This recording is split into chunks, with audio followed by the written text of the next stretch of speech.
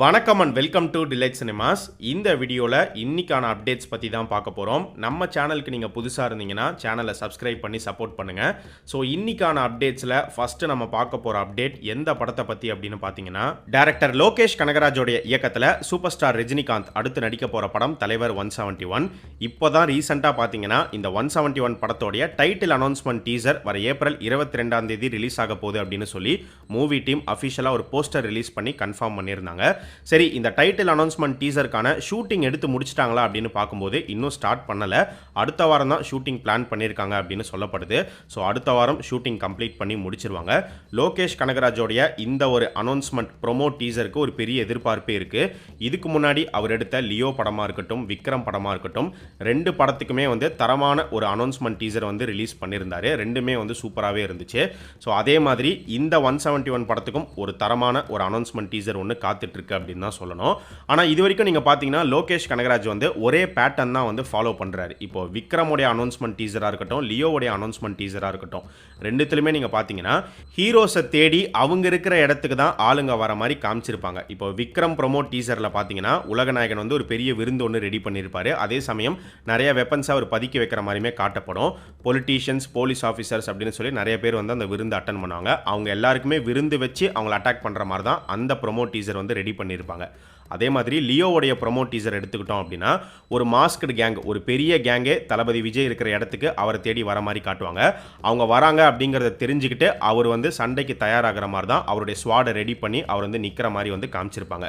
So maybe தலைவர் 171 இதே மாதிரி ஒரு பேட்டர்னில் இருக்க போதா, இல்லை இந்த தடவை ஒரு டிஃப்ரெண்ட்டாக ஏதாவது ட்ரை பண்ணலாம் அப்படின்னு சொல்லி மாற்ற போகிறாரா அப்படின்னு தெரியல. அண்ட் விக்ரமோடைய ப்ரோமோ டீசரில் ஆரம்பிக்கலாமா அப்படிங்கிற அந்த டைலாக் செம்ம ஃபேமஸ் ஆயிடுச்சு. அது ஃபேமஸ் ஆனதை ஒட்டி லியோலையுமே அதே மாதிரி பிளடி ஸ்வீட் அப்படிங்கிற ஒரு டயலாக் பிளேஸ் பண்ணிருப்பாரு. இப்போ இந்த 171 ப்ராஜெக்ட்ல நம்ம சூப்பர் ஸ்டாருக்கு என்ன மாதிரியான ஒரு டயலாக் லோகேஷ் கனகராஜ் கொடுக்க போறாரு அப்படிங்கிறது தெரியல. சீக்கிரமே தெரிஞ்சிடும்.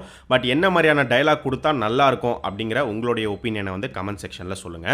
இதெல்லாம் தாண்டி இந்த 171 படத்தோடைய டைட்டில் பத்தி இப்போ கிடைச்சிருக்கிற ஒரு நியூஸ் என்ன அப்படின்னு பார்த்தீங்கன்னா, இது கன்ஃபார்ம்டா அப்படிங்கிறது தெரியல. அதையும் நான் சொல்லிடுறேன். இந்த 171 படத்துக்கு கழுகு அப்படிங்கிற டைட்டில் வைக்கிறதுக்கு வாய்ப்புகள் இருக்கு அப்படின்னு சொல்றாங்க. ஒன்று தமிழில் கழுகு அப்படின்னு வைப்பாங்க, அப்படி இல்லைனா இங்கிலீஷில் ஈகிள் அப்படிங்கிறது டைட்டிலாக இருக்கலாம் அப்படிங்கிற மாதிரி சொல்லப்படுது. ஏற்கனவே கழுகு அப்படிங்கிற டைட்டிலில் இதுக்கு முன்னாடி 2 படங்கள் வந்துருச்சு. அதில் ஒரு படம் சூப்பர் ஸ்டார் ரஜினிகாந்த் நடித்து 80s ரிலீஸ் ஆன ஒரு படம், இன்னொரு படம் ஆக்டர் கிருஷ்ணா நடித்து ரிலீஸ் ஆன ஒரு படம். அதிலே கிருஷ்ணா கழுகு 2 வேற பண்ணிட்டாரு. ஸோ அதனால் மறுபடியும் இந்த கழுகு டைட்டிலில் யூஸ் பண்ணுவாங்களா, என்ன பண்ண போகிறாங்க அப்படிங்கிறது தெரியல. பட் என்ன சொல்கிறாங்க அப்படின்னு பார்த்தீங்கன்னா, எப்படி லோகேஷ் கனகராஜ் உலகநாயகன் நடித்து 80s ரிலீஸ் ஆன விக்ரம் அந்த படத்தோடைய டைட்டிலை மறுபடியும் ரீயூஸ் பண்ணாரோ, அதே மாதிரி சூப்பர் ஸ்டாரோடைய பழைய படத்தோடைய டைட்டிலான இந்த கழுகு டைட்டிலையும் மறுபடியும் ரீயூஸ் பண்ணுறதுக்கு வாய்ப்புகள் இருக்குது அப்படின்னு சொல்லப்படுது. மறுபடியும் சொல்கிறேன், இது இன்னும் கன்ஃபார்ம்ட் ஆகலை. இப்படி ஒரு நியூஸ் வந்திருக்கு. இது உண்மையா பொய்யா அப்படிங்கிறது சீக்கிரமே நமக்கு தெரிய வரும். இப்போ ரீரிலீஸ் அப்படிங்கிறது சமீப காலமாக பெரிய ஒரு ட்ரெண்டாக போயிட்டு இருக்கு. மக்கள் மத்தியில் நல்ல ஒரு ரெஸ்பான்ஸ் அப்படிங்கிறது கிடைச்சிட்டு வருது. அந்த வகையில் இந்த ஏப்ரல் மாதம் ரீரிலீஸ் ஆக போகிற 2 படங்கள், இப்போதைக்கு இந்த 2 படங்கள் மட்டும்தான் கன்ஃபார்ம் ஆயிருக்கு. மேபி இதை தாண்டி வேறு சில படங்களும் வரலாம், வராமலும் போகலாம். அந்த 2 படங்கள் என்னென்ன அப்படின்னு பார்த்தீங்கன்னா, ஒன்று டைரக்டர் லிங்குசாமியோடைய இயக்கத்தில் கார்த்தி நடித்து ரிலீஸ் ஆன பையா ஏப்ரல் 11 ரீரிலீஸ் ஆகுது. இன்னொரு படம் தளபதி ஃபேன்ஸ் எல்லாருமே எதிர்பார்த்துட்டு இருந்த கில்லி. ஸோ கில்லி படம் ரீரிலீஸ் ஆக போகுது அப்படிங்கிறது முன்னாடியே வந்த ஒரு நியூஸ் தான். இன்னைக்கு பார்த்தீங்கன்னா கன்ஃபார்ம் ஆயிடுச்சு. ஸோ கில்லி ஏப்ரல் 20 ரீரிலீஸ் ஆகுது. எலெக்ஷன் முடிஞ்ச மறுநாளே கில்லியை ரீரிலீஸ் பண்ணுறாங்க. டைரக்டர் மகிழ் திருமேனியோடைய இயக்கத்தில் ஏகே இப்போ நடிச்சிட்டு இருக்கிற படம் விடாமுயற்சி. இப்போதைக்கு விடாமுயற்சி படத்துடைய ஷூட்டிங் எதுவுமே நடக்கல. கொஞ்ச நாளைக்கு முன்னாடியே ஷூட்டிங்கை பாஸ் பண்ணிட்டாங்க. பட் சீக்கிரமே ஷூட்டிங் ரெஸ்யூம் பண்ண போகிறாங்க அப்படிங்கிற ஒரு நியூஸ் கிடச்சிருக்கு.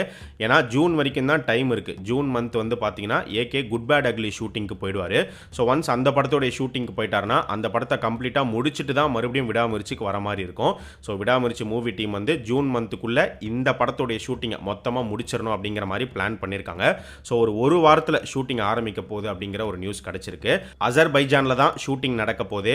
ஏகே, த்ரிஷா, அர்ஜுன் இவங்களுடைய போர்ஷன்ஸ்லாம் எடுக்க வேண்டியது இருக்குது. கிட்டத்தட்ட ஒரு 20 to 30 டேஸ் கிட்ட ஷூட்டிங் பெண்டிங் இருக்குது அப்படின்னு சொல்கிறாங்க. அதை ஜூனுக்குள்ளே எடுத்து முடிச்சிருவாங்க. அண்ட் விடாமுயற்சி படத்தோடைய படத்தோடைய ரிலீஸ் பொறுத்த வரைக்கும் இந்த வருஷம் ஆகஸ்ட் இல்லைனா வந்து Deepavali release movie team plan பண்ணுறதா சொல்லப்படுது. ஆனால் அது இன்னும் கன்ஃபார்ம் ஆகலை. ஏன்னா இப்போ முதல்ல அவங்க ஷூட்டிங் போகணும். ஃபஸ்ட்டு ஷூட்டிங்கை கம்ப்ளீட்டாக முடிச்சுட்டு போஸ்ட் ப்ரொடக்ஷனுக்கு போனால் தான் படத்தோடைய ரிலீஸ் பற்றின ஒரு கிளாரிட்டி அப்படிங்கிறது கிளியராக நமக்கு கிடைக்கும். டைரக்டர் வெங்கட் பிரபுவோடைய இயக்கத்தில் தளபதி விஜய் இப்போ நடிச்சிட்டு இருக்கிற படம் the greatest of all time. So இந்த ஏப்ரல் மாதம் கோட் படத்தோடைய ஃபர்ஸ்ட் சிங்கிள் வரப்போகுது. அண்ட் இந்த படத்துக்கான ஷூட்டிங்கை பொறுத்த வரைக்கும் சீக்கிரமே வந்து ஷூட்டிங் கம்ப்ளீட் பண்ணி முடிக்க போகிறாங்க. ரஷ்யா ஷெட்யூல் மட்டும் பாக்கி இருக்கு. அதை வந்து பார்த்தீங்கன்னா இந்த மாதம் இல்லை அடுத்த மாதத்துக்குள்ளே போய் கம்ப்ளீட் பண்ணிடுவாங்க அப்படின்னு சொல்லப்படுது. ஸோ ஜூன் மந்த்துக்குள்ளே இந்த கோட் ஷெட்யூலை கம்ப்ளீட்டாக முடிச்சுட்டு அடுத்து உடனே வந்து பார்த்தீங்கன்னா தளபதி 69 ப்ராஜெக்டை தளபதி விஜய் வந்து ஸ்டார்ட் பண்ண போகிறாரு. போன வீடியோவில் நம்ம சொன்ன மாதிரி ஹெச் வினோத் தான் டைரக்ட் பண்ணுறாரு. டிவிவி என்டர்டைன்மெண்ட் அவங்க தான் வந்து தயாரிக்கிறாங்க. இதுக்கு முன்னாடி நம்ம போட்டிருந்த ஒரு அப்டேட் வீடியோவில் இந்த கோட் படத்துக்கு தளபதி விஜய் வந்து 250 கோடி ரூபா சம்பளம் வாங்கியிருக்காரு அப்படிங்கிற ஒரு நியூஸ் ஒன்று சொல்லியிருந்தோம். ஆக்சுவலாக கோட் படத்துக்கு வந்து பார்த்தீங்கன்னா தளபதி விஜயோடைய சம்பளம் வந்து 200 கோடி அப்படின்னு தான் சொல்லப்படுது. அவருடைய கடைசி படம் தளபதி 69 படத்துக்கு தான் அவர் 250 கோடி சம்பளம் வாங்க போறாரு அப்படிங்கிற ஒரு நியூஸ் கிடைச்சிருக்கு. இதெல்லாம் தாண்டி இப்போ ரீசெண்டாக இந்த கோட் படத்தை பற்றி சோஷியல் மீடியாவில் போயிட்டு இருக்கிற ஒரு ரூமர் என்ன அப்படின்னு பார்த்தீங்கன்னா இந்த படத்தில் தல தோனி வந்து நடிக்க போறாரு. ஒரு சின்ன கேமியோ அப்பியரன்ஸ் கொடுக்க போறாரு. அதுவும் கிளைமேக்ஸில் அவர் வருவார் அப்படின்லாம் வந்து ஒரு டாக் போயிட்டு இருக்கு. இது வந்து இப்போதைக்கு ரூமர் அப்படின்னு தான் சொல்லணும். இது எந்த அளவுக்கு உண்மை அப்படிங்கிறதுமே தெரியல. தோனியோடைய ரெஃபரன்ஸ் இந்த படத்தில் இருக்கிறதுக்கு நிறைய வாய்ப்புகள் இருக்கு. பட் தோனியே வந்து நடிப்பாரா அப்படிங்கிறது வந்து ஒரு சந்தேகம் தான். அதை நம்ம வெயிட் பண்ணி தான் பார்க்கணும். வர ஏப்ரல் 11ஆம் தேதி வருஷங்களுக்கு சேஷம் அப்படிங்கிற ஒரு மலையாள படம் தியேட்டர்ஸில் ரிலீஸ் ஆகுது. அந்த படத்தை எடுத்த படத்தோடைய டைரக்டரான வினீத் ஸ்ரீனிவாசன் அவர் வந்து பார்த்தீங்கன்னா ஒரு டைரக்டர், ஆக்டர் அண்ட் சிங்கர். அவர் இப்போ ரீசெண்டாக கொடுத்த இன்டர்வியூவில் கோட் படத்தை பற்றி ஒரு நியூஸ் வந்து ஷேர் பண்ணியிருந்தார்.